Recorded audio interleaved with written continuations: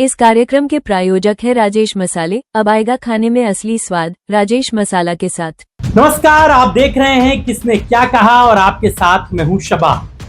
उत्तर प्रदेश की राजनीति में धर्म, राम मंदिर और श्री कृष्ण जन्मभूमि को लेकर सियासत एक बार फिर तेज हो गई। एक तरफ हाथरस से मुख्यमंत्री योगी आदित्यनाथ ने समाजवादी पार्टी के राष्ट्रीय अध्यक्ष अखिलेश यादव को खुली चुनौती दे दी, तो दूसरी तरफ अखिलेश यादव राम मंदिर के चढ़ावे की कथित गड़बड़ी को लेकर लगातार बीजेपी पर हमलावर। उधर अयोध्या में बार एसोसिएशन के ऐलान ने इस पूरे विवाद को और गर्मा दिया। आखिर क्या है पूरे माजरे और किसने क्या कहा है, चलिए आपको तफसील से बता दें।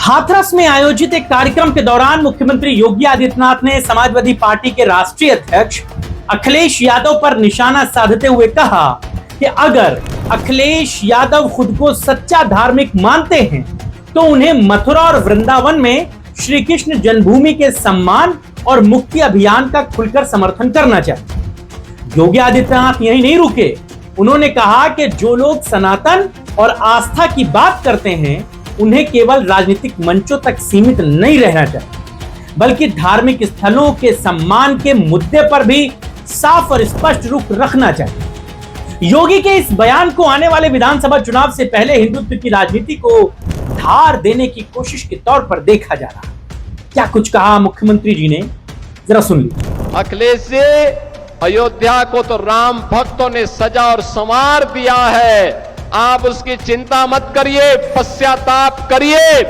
एक बार रामलला का दर्शन कर लीजिए, कम से कम इसी से और सद्बुद्धि आएगी। और अब तैयारी करिए कि हम कृष्ण कन्हैया के लिए भी कुछ कर सकें।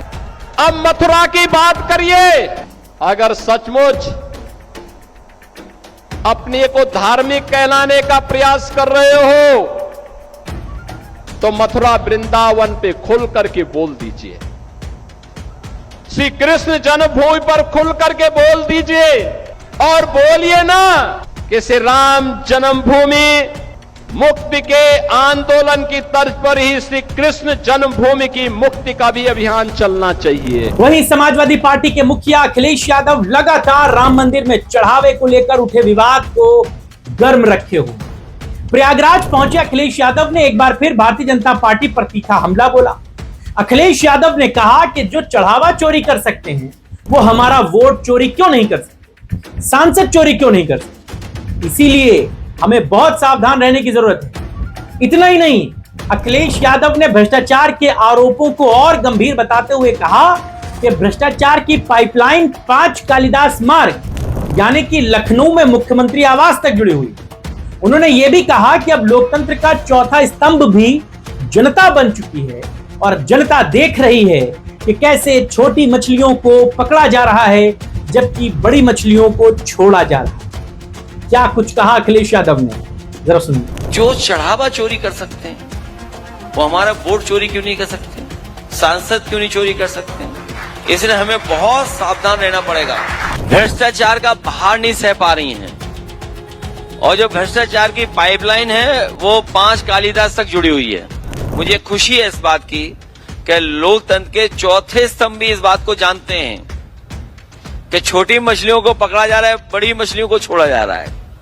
इसके लिए मैं अपने सभी प्रेस साथियों का बहुत बहुत धन्यवाद और आभार प्रकट करना चाहता हूं। उधर अयोध्या में इस पूरे मामले को लेकर के एक नया मोड़ दिख रहा है। फैजाबाद बार एसोसिएशन ने ऐलान किया है कि चढ़ावा चोरी के आरोपों से जुड़े लोगों का कोई भी अधिवक्ता मुकदमा नहीं लड़ेगा। इसके साथ ही बार एसोसिएशन ने राम मंदिर ट्रस्ट से जुड़े चंपत राय, अनिल मिश्रा और गोपाल राव को 3 दिन का अल्टीमेटम देते हुए कहा कि वो फौरन अयोध्या छोड़ दें, वरना अधिवक्ता पूरे अयोध्या को जाम करके आंदोलन शुरू करें। क्या कुछ कह रहे हैं बार एसोसिएशन के लोग, जरा आप भी सुनिए। चंपत राय, अनिल मिश्रा, गोपाल राव 3 दिन के अंदर अयोध्या छोड़ के चले नहीं जाए और या तो जेल इनको भेजा जाए। अगर ऐसी परिस्थिति नहीं होगी तो हम पूरा अयोध्या जाम कर लेंगे, किसी को अयोध्या में कुछ नहीं होगा। तो तो अब सवाल यही है कि क्या राम मंदिर और श्री कृष्ण जन्मभूमि जैसे आस्था के मुद्दे 27 के चुनावी रण में सबसे बड़ा राजनीतिक हथियार बनने जा रहे हैं? और क्या इन आरोप और प्रत्यारोप से प्रदेश की राजनीति का तापमान और बढ़ने वाला है? आप क्या सोचते हैं? फिलहाल धर्म, आस्था और भ्रष्टाचार के आरोपों के बीच सियासी बयानबाजियां अपने चरम पर हैं।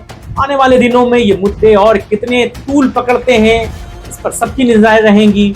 फिलहाल इस मुद्दे पर आपकी क्या राय है, हमें कमेंट करके जरूर बताइए। जो दर्शक हमारे साथ नए जुड़े हैं वो चैनल को लाइक और सब्सक्राइब करना बिल्कुल मत भूलिए। फिलहाल इस वीडियो को बनाने में मदद की हमारे सहयोगी सुशील कुमार।